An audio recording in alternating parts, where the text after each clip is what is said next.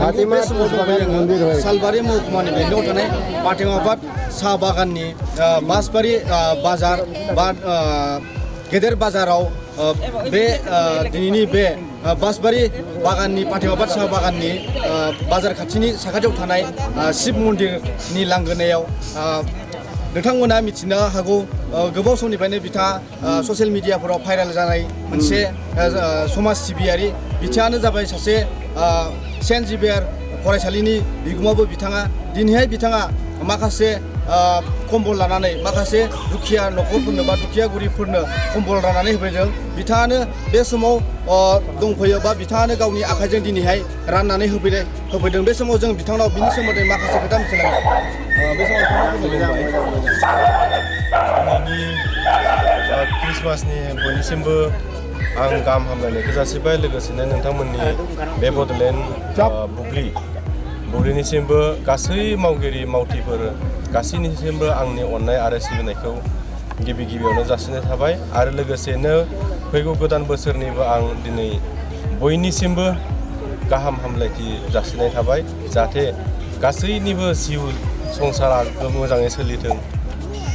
बेखौ आङो मिजिंथिनाय थाबाय जोङो दिनै बे बासबारि बाजारनि बे शिब मन्दिराव क्रिसमासनि मोननैसो बुस्थु राननो फैदोंमोन गुदुं जि जाहाथे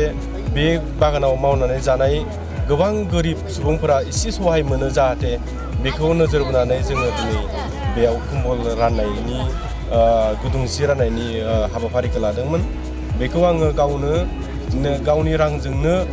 बेखौ बायनानै होदोङो बियो रावनिबो जोङो सरखारनिफ्राय मोनाखै जोङो थेवब्लाबो गोसो गुदुं थानो मोजां मोनग्रा सासे बेक्ति थ' बिदिनो आङो लाइफआव गोबां बेबायदिनो हेफाजाब होबोदों आरोना हानायमानि आरो एसेबांथ' होनोबो हाया बेखौ बयबो बुजियो आं जिखिनि हायो गावनि बे थानाय जिखिनि गरसे गरनै बे रांजों आं हेफाजाब होदों आरो ओरैनो गांबेसे होनाय जादों नोंथाङा दिनै जोङो 50 होदोङो 50 खान होदोङो गोरिब मानसिफोरनो बेखिनियानो आरो अबावबाबो होबावगोन ना बेयावल' थ' होनायनि राहाखौ फैगौ समफोराव सानगोन दा बेखिनिखौनो आङो दिनै बेखिनिखौ फोजोबदों आरो बेखिनियावनो नोंथाङा सासे समाज सिबियारिबो आरो लोगोसे सेन्ट जेभियारनि फरायसालिनि मालिकबो बे समाव नोंथाङा सासे गासै जाथि नायाबालासे हारि नायाबालासे नोंथाङा कम्बलनिफ्राय बायदिसिना नोङो लेबुनि रोसि राननायखौ जों नुनो मोनबाय थायो निस्सय आङो रावबो जाथि धोरोम जेबो नायालासिनो बांसिनजों थानो मोजां मोनो थ' आङो बयबो लोगोसेनो आं बेखौ फोरमायनो सानो आङो बयबो गासै धोरोमखौनो सनमान होयो दिनै बे जिसु ख्रिस्ट'नि जोनोम सानाव दिनै क्रिसमासनि असिला लानानै जोङो बेखौ राननो फैदों जाहाथे ख्रिस्ट' सिबियारि मानसिफोरा जाहाथे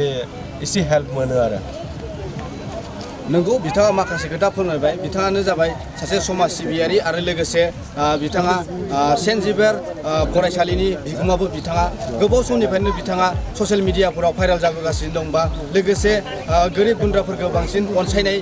हाबाफारिखौ जों बिथांखौ नुनो मोनगासिनो दं लोगोसे जों बिथांमोननाव माखासे खोथा बिनि सोमोन्दै मिथिना लानो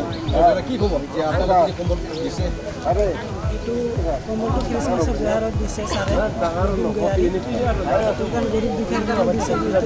কম্বল কালাম দিছে তার কামটো সফলতা যে কেনে লাগছে মনত এটা ভালো লাগছে नोंगौ बिथांमोना माखासे खोथा फोरमायबाय जों लोगोसे आरो बिनि सोमोन्दै जोङो मिथिनानै लाबावगोन बिथांमोना मा हाबाफारियाव बा बिथांमोननि मदद खालामनायाव माबायदि मोनदों बिथांमोना दादा কেনে লাগছে আজি আমাক ভাল লাগছে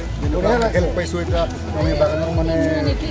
একেবাৰে দৰিদ্ৰ ধৰক সপ্তাহ দৰমহা পাওঁ আমি 1000 টাকা দি আমাক একো কিনবাই নোৱাৰোঁ খালি কিবা কৰি আমি মানে ভাত পানী চলাব পাৰি আছোঁ কাপোৰ চাপোৰ কিনা বিৰাট অসুবিধাটো এতিয়া আমাৰ চেণ্ট জেভিয়াৰ ইংলিছ স্কুলৰ যোনটো অনাৰে আমাক হেল্প কৰিছে তাক ধন্যবাদ জনাওঁ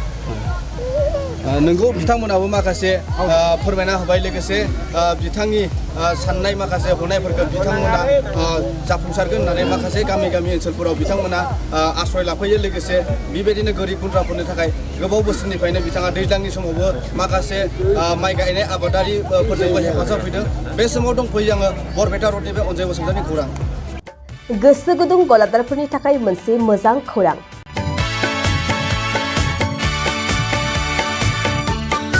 अदालगुरिनि रौता सारियालियाव खुंनो लानाय मिरु एबसुनि 50 बोसोरसालिया जथुमायाव एगजिबिसननि थाखाय गलादारफोरनिसिम जर'खा फोसावनाय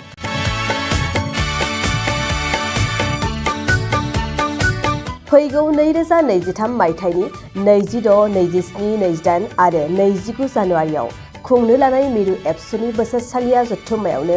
बायदि रोखोमनि मुवा बेसादफोरखौ दिन्थिफुंगोन एगजिबिसन बे एगजिबिसनावनो आबादारि हेन्डलुम टेक्सटाइल फिचारि आरो हारिमु बायदि आयदाफोरखौ दिन्थिफुंनो थांखि लादों बानजाय आफादा